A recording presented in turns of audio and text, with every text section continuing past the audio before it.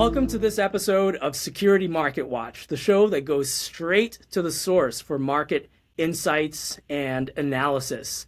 Today, Maggie Dillon and I are here with Jack Bensimon once again. If you remember from our show with Jack, Jack is the regulatory. What are you, Jack? Are you a jack of all trades? No, we're definitely not a jack of all trades. We're very narrowly focused on securities regulatory compliance, and in particular, securities law, privacy law, and anti-money laundering compliance. So those are the three main areas, focusing on financial regulations, so financial entities, and recently, healthcare, health tech companies. Check out that episode with Jack Bensimon. I think it was 2 or 3 episodes ago. We can put it in the show notes in the description. Check it out. Maggie, how are you doing? Living the dream. It's always great when we have reoccurring guests on. And I know today we're going to focus a little bit on some very particular areas. So let's jump right into it. And the first thing that I thought of when we were talking prior to hitting record, we were talking about disaster recovery planning. And there's a lot of things that are going on in the world. First thing that I thought of was the issue of what's going on with Hawaii, for instance. They've had one of their islands has taken a massive hit. There are a lot of resources being pumped out. This is obviously a state of the United States. It's not necessarily going to be another country. So I wanted to walk through this with you. You've been in this industry for many years. In this instance, if we're looking at bridging cyber and the financial implications from a disaster recovery plan, what advice would you give? What have you seen in this? And this is just an example. If there's other examples you want to bring up, what would you kind of advise people with these types of situations? So I'd start with a very high level. Let's start with the 50,000-foot level, which is to have what's called a disaster recovery plan, a disaster recovery manual, if you will. That includes a series of controls that could be automated versus manual controls as to how you're going to deal with these types of disasters. They can range in anything from, current Hurricane Idalia to earthquakes to floods to all kinds of other potential disasters where your internal mechanism, something as simple as gaining access to data, getting access to client information, or even potentially calling a colleague or getting on a Zoom call with your colleague is going to be compromised. So what the DRP manual does essentially is it acts and serves as a control mechanism as to if and when this happens. And we all know that at some point it's going to happen, right? Whether it's a pandemic or whether it's a natural disaster or whatever the case is, the actuarial studies are very clear. It's going to happen at some point, and depending on where the jurisdiction is. So you should have preparation plan, and that's what the disaster recovery plan is effectively. So at a high level, it's a manual that, depending on your industry vertical, so for example, if you're in financial services, let's say you're a broker dealer or you are an asset manager, one of the key things you want to make absolutely sure of is that there's going to be ongoing, continuing operation of your business during this kind of a disaster. And so how is that going to take place? So you want to make sure that whether you have software mechanisms or you have certain hardware mechanisms, where are you storing your information? Is it in the cloud or is it on Amazon or elsewhere? How is that taking place? And then within that, another component we should probably talk about is insurance. What kind of insurance do you have to make sure that if and when this happens, and there are losses potentially, that those losses are properly covered for? And then, of course, there's the other piece, which is cybersecurity, which is a natural piece here, which is during a disaster like this, given that there may not be the best electricity, there may not be the best, wire formations, etc. How are you protecting the integrity of your data within the existing cybersecurity mechanisms that you have? And so that component, that cybersecurity component alone, should be intricately embedded into the disaster recovery planning. And that's going to depend on the scope of your cybersecurity protective mechanisms. That's going to depend on your vendor outsourcer. You may have 1 or 2 or 3 different cybersecurity outsource companies. It really depends on the scope of that cybersecurity operation and the scope of your risk exposures. So as part of the DRP, what's really important is the risk assessment. So what comes out of that risk assessment is, what are your key risk exposures when there is a disaster? How are those risks being properly mitigated and remediated? Who's responsible for what and where? And this is all diagrammatically documented in the DRP. So, if Maggie Dillon was the chief cybersecurity officer, what are her responsibilities along the pendulum during a disaster? What are Josh's responsibilities if he was the CEO of the company, right? So there's clearly delineated roles and responsibilities with contact numbers, etc. All this should be clearly laid out in the DRP, because the last thing you want are surprises. Surprises add to risk, they add to uncertainty, and they also add to ancillary costs. And they also don't give a lot of comfort to insurance companies. So the other thing what an insurance company will ask for is they'll ask for, do you have a disaster recovery planning manual? And so they will look at the manual and they will see how it's laid out. Do they have the proper controls?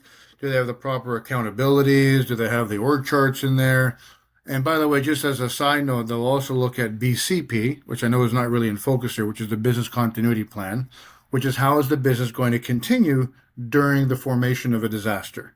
Because sometimes we don't know how long this disaster is going to take. It could take 10 days, it could take 20 days, it could take 40 days.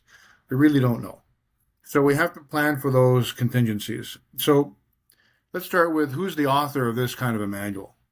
And typically this manual is started by, I would say in some way, compliance. It works with legal. It works with cybersecurity personnel. It works with IT personnel. And certainly with management in terms of delineating who's responsible for what, when, and where, and how things are going to be carried out. And also within that is an emergency response plan. So let me explain that. It doesn't necessarily mean like a hurricane. It could be something like, if we take the example of Equifax a number of years ago, Equifax had a major data security leak. And there were many, many individual accounts that were affected. These were, people who had entrusted Equifax with very sensitive financial information, credit risk ranking information, etc. And there was a major data leakage, and a result, I believe that was a hack into their systems, very serious hack. So they then had to task their emergency response team, which probably includes in some ways an outsourced PR firm, or in the case of Equifax, because of its size, an investor relations firm. And they then have to deal with this disaster, right? So it's not a natural disaster. It's more like a PR disaster because it was a major data privacy leak and breach. So then they get tasked in terms of when do they roll out a press release? How do they plan how to deal with the public and communicate with the public? At what point do they engage their auditors, depending on the materiality threshold?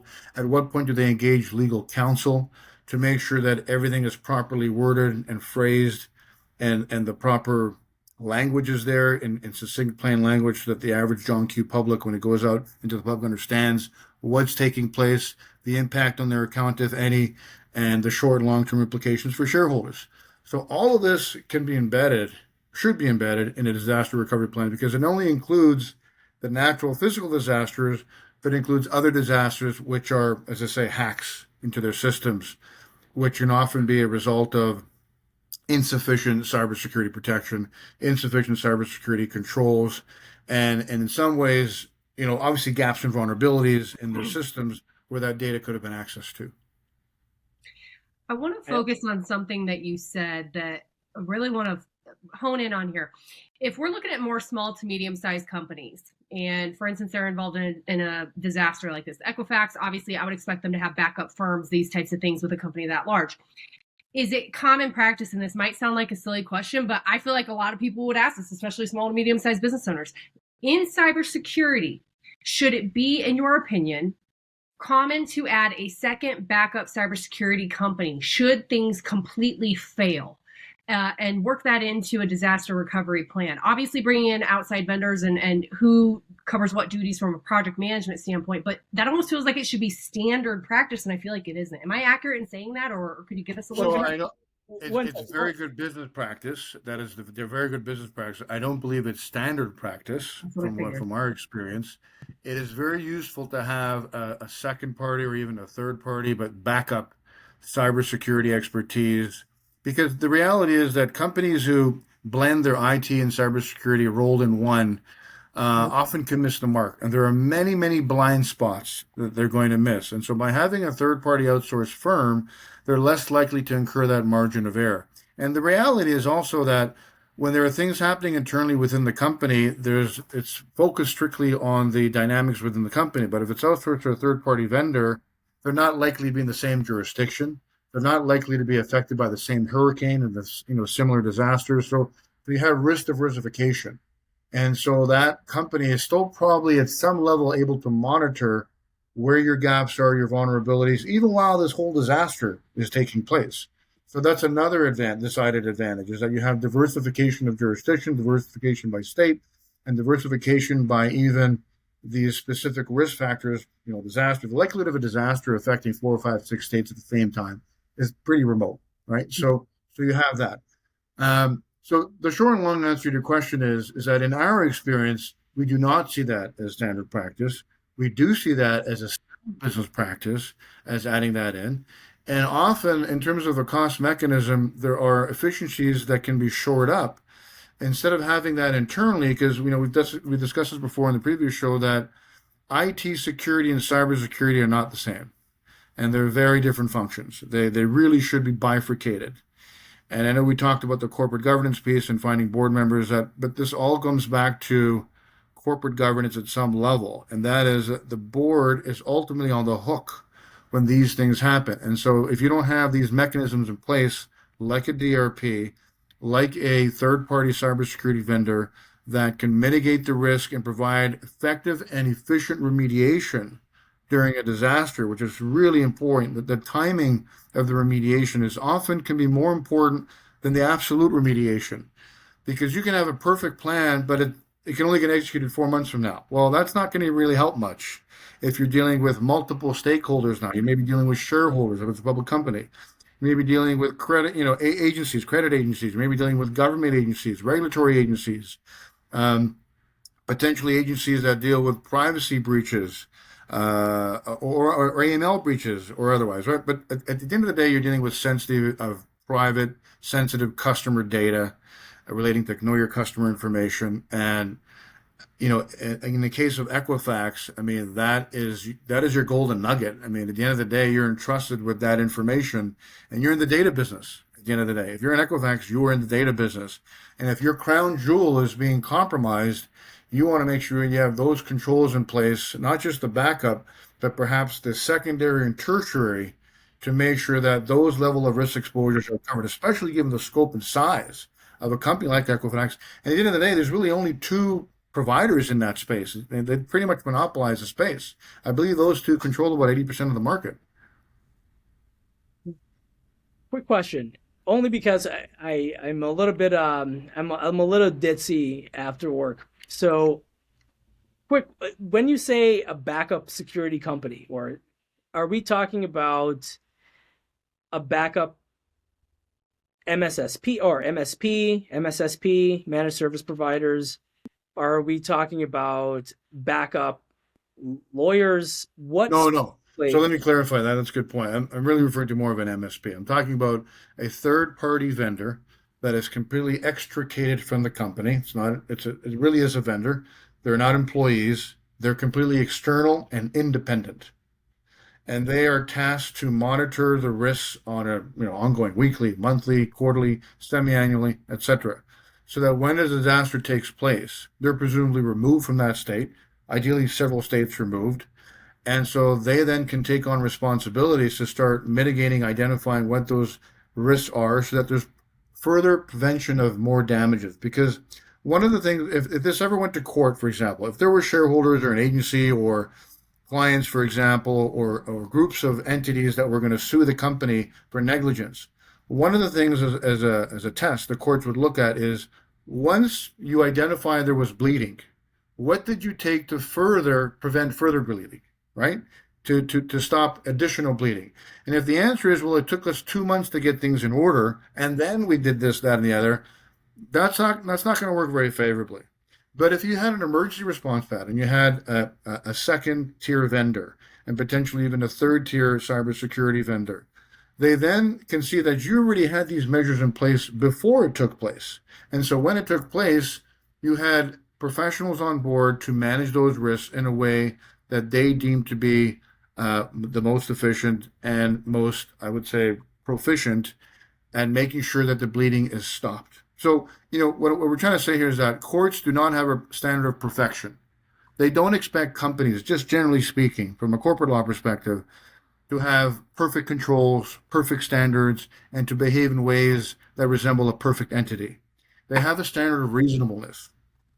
And so what that means is that so long as the company is seen, especially the board, is seen to take reasonable measures before, during, and after a disaster, those are the most important components that go into assessing damages, assessing the negligence, assessing who's at fault for this, that, and the other. So those are the key things that those courts are going to be looking at. I'm curious, at what point do companies have to at what point does the legal system really start to take over? Because I'm thinking there's some companies who might, experience a breach, and the court system can't tackle everybody that's experiencing a breach all at the same time. So, is it delineated by vertical, by sector? There's certain sectors that get in trouble a lot faster. Is it the size of the company? Small companies slip through the cracks. Because if I'm a small business and I'm listening to this, the next thing I'm going to think is, does this affect me? Am I going to need a Jack Bensimon in my corner of the ring in case I get breached? So if you can give us a Yeah, little bit. no, that's a fair question. So, a couple things. One is the courts are always a last mechanism. They're always a last. Like if you can't settle this out of court, if you can't settle this in arbitration or mediation, or at least through talking to senior management and the board, it's a last resort. It's a very expensive resort. It's drawn out. It can affect the brand. It has very very severe implications. So that's the first thing. The second thing is this tends to be more sensitive in areas like the financial industry. So, for example, if you're a bank, if you're a broker dealer, if you are an asset manager, or even a payment processor, like in the money service business or money transmitter license, because you're dealing with very sensitive information, and that is your game. Those are your key crown jewels.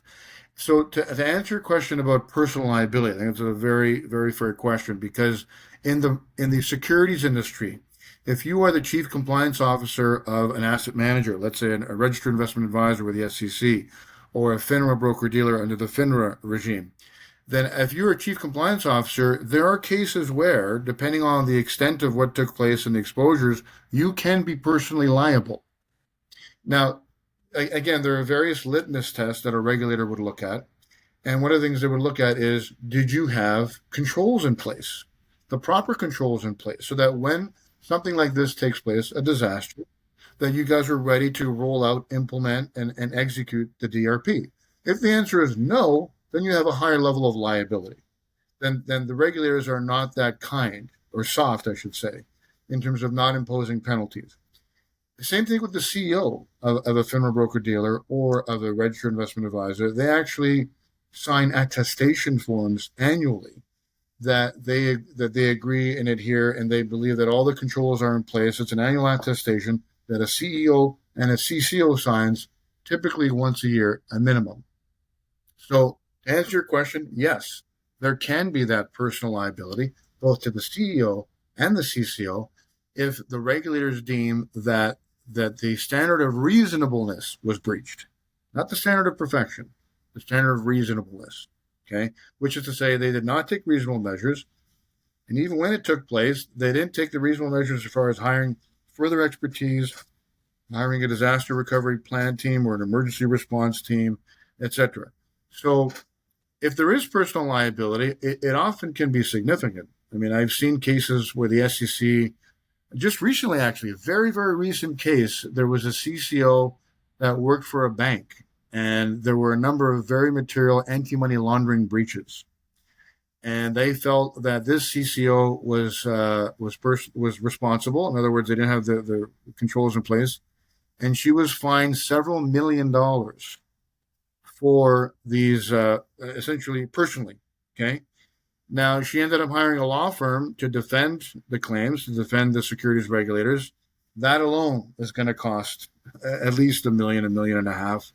And here's the challenge: anytime you try to litigate against a regulator, you're up against some major disadvantages. The most important being time, because the regulator has all the time in the world. You don't, as a defendant, right? Or sorry, What as a triggered, plaintiff. in that case, what triggered the I'm not using the correct legal terms here, I'm sure, but what triggered the litigation? Was it a customer that said, "Hey, I want to Well, press. there were a number of things. There were. I think what happened was the regulator came in. They realized that they had very weak AML controls, anti-money laundering controls, and so the first question is, how did we get here? Was it as a result of the previous incumbent, the current incumbent? Was this something that was systematic within the company? The tone start at the top and then percolate downwards. How did we get here? Right. So they look at the journey. They look at the sort of the last 4, 5, 6, 7 years, and then they look at this person who's the CCO and say, okay, since this person started, what did they do to implement AML controls that would have been reasonably expected of this person's role as a CCO? And so, again, industry standards, regulators have certain expectations as to what they would expect the company to have, et cetera. So it's the top person in the compliance area, the CCO, that is going to, in this case, they bore that responsibility.